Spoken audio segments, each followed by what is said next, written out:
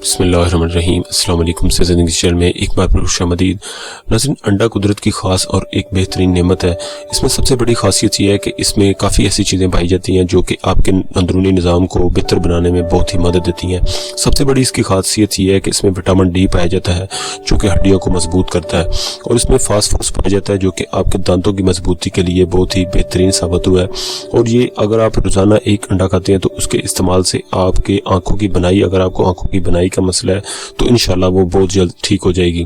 उसके अलावा इसमें ऐसी और खासियत है सबसे बड़ी ये है कि अगर किसी को कोलेस्ट्रॉल का मसला है, यानी कि किसी को दिल का मसला है, तो अगर अंडा का रोज़ाना एक अंडा उबला हुआ इस्तेमाल करता है तो इंशाल्लाह इसके इस्तेमाल से कोलेस्ट्रॉल जो है वो आपका कम हो जाएगा।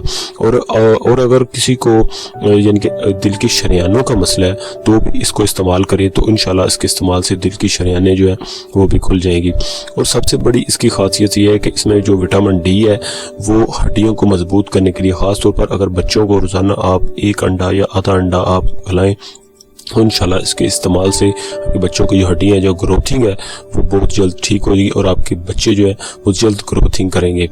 और नाज़रीन, इसके अलावा कुदरत की का ऐसी कोई चीज़ नहीं है कि जिसमें कोई भी ऐसी कोई खासियत ना हो। इसके अलावा अगर आप एक अंडा रोज़ाना दूध के साथ इस्तेमाल करते हैं तो आपके सारा दिन की थकन और थकावट जो है वो ख़त्म हो जाती है और दूर हो जाती है। अगर आप सुबह के वक्त एक अंडा और एक चाय का कप इस्तेमाल करते हैं तो उसके इस्तेमाल से भी आपके जिस्म की जो सारा दिन की एनर्जी जो है वो आपको सुबह के टाइम ही मिल जाएगी और आप सारा दिन काम करने में आपको आसानी रहेगी।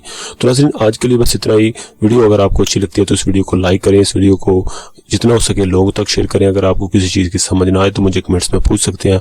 और अगर आपने हमारे चैनल से ज़िंदगी को अभी तक सब्सक्राइब नहीं किया तो इसको सब्सक्राइब करें। अगली वीडियो तक इजाज़त दें। अल्लाह हाफिज़।